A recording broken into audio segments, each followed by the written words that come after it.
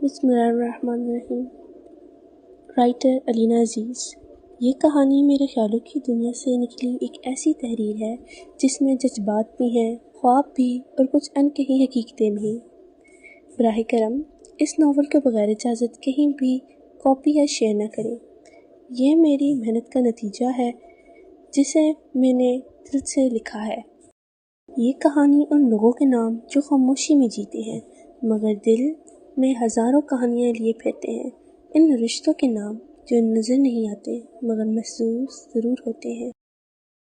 बापवल रात की खामोशी हमेशा से उसे अपनी तरफ खींचती थी। ऐसा लगता था जैसे अंधेरी रात के सन्नाटे में उसकी दिल की आवाज़ ज़्यादा साफ सुनाई देती हो।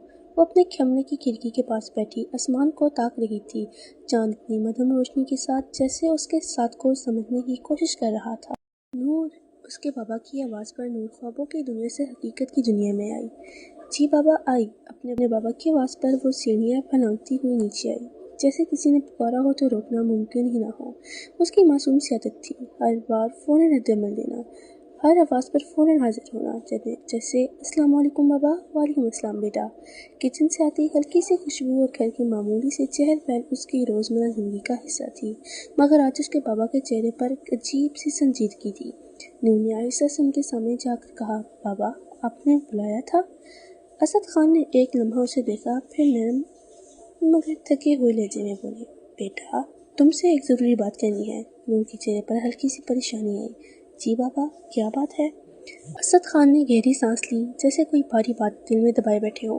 काम के सिलसिले में मुझे आज शहर से बाहर जाना है और कुछ दिन लग सकते हैं। मगर इसके बाबा की आंखों में खामोशी सी फिक्र छुपी हुई थी, जैसे वो सिर्फ सफ़र की बात नहीं कर रहे थे। नूर ने उनके हाथ को हल्के से थाम लिया।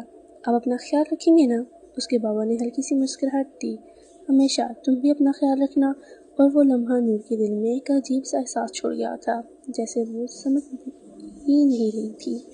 सुबह सुबह नूर अपने फ़ोन की तेज़ घंटी से जाग गई। नींद भरी आंखों से उसके फ़ोन उठाया। हेलो फारिया, बोलो।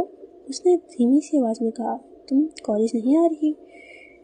टीम चौक क्या है? सब निकल रहे हैं। नूर ने फ़ौरन गाड़ी की तरफ देखा। उसकी आंखें खुल गईं। मैं आ रही हूँ, बस अभी निकलती हूँ, उसने जल्दी से जवाब दिया। कॉल बंद होते ही नूर फ़ौरन उठ गई, कपड़े चेंज किए, बैग उठाया और जल्दी जल्दी घर से बाहर निकल गई। वो कॉलेज की तरफ रवाना हो जाती है। रास्ते में सुबह का हल्का सा शोर होता है, लोग अपने कामों में मसरूफ़ होते हैं। नूर के जहन में सिर्फ फारिया की बात घूम रही थी कि वो वक्त हो गया है। वो तेज़ कदम उठाकर कॉलेज के गेट तक पहुँचती है। सांस थोड़ी सी तेज़ होती है मगर वो रुकती नहीं। गेट से अंदर जाते ही उसकी नज़र फारिया पर पड़ती है, जो उसका इंतज़ार कर रही होती है। फारिया फ़ौरन नूर की तरफ भागती है। इतनी देर क्यों करती? मैं कितनी देर से तुम्हारा इंतज़ार कर रही हूँ, फारिया ने शिकायत की। नूर हल्की सी सांस लेते हुए बोली, सो गई थी, बस जल्दी में आ गई हूँ। दोनों हंसते हुए क्लास की तरफ चल पड़ते हैं। कॉलेज में तलबा का शोर, हंसी मजाक और सुबह की हलचल हर तरफ थी। नूर अपनी क्लास में दाखिल होती है तो वो सबकी नज़र चंद लम्हों के लिए उस पर ठहरी। फिर आहिस्ता आहिस्ता सब अपनी बातों में लग जाते हैं, मगर नूर के दिल में अब भी वही अजीब सा एहसास था जो सुबह से उसके साथ चल रहा था। नूर अपनी सीट पर बैठ जाती है। फारिया भी उसके पास आकर बैठ जाती है और अपने बैग से कुछ निकालने लगती है। क्लास में सादा आ जाती हैं और सबक शुरू हो जाता है, मगर नूर का ध्यान बार बार भटक रहा होता है। वो खिड़की से बाहर देख रही होती है, जैसे उसका जहन कहीं और खोया हुआ है। फारिया आहिस्ता से उसके कान में सरगोशी कहती है, क्या हुआ है तुम्हें? आज बहुत खोई खोई लग रही हो। नूर हल्की सी मुस्कुराहट के साथ सर हिला देती है, कुछ नहीं, बस नींद पूरी नहीं हुई। मगर हकीकत में उसके दिल में वही अजीब सा एहसास बार बार उठ रहा था, जिसका जवाब उसे खुद भी नहीं मिल रहा था। क्लास खत्म होने की घंटी बजती है।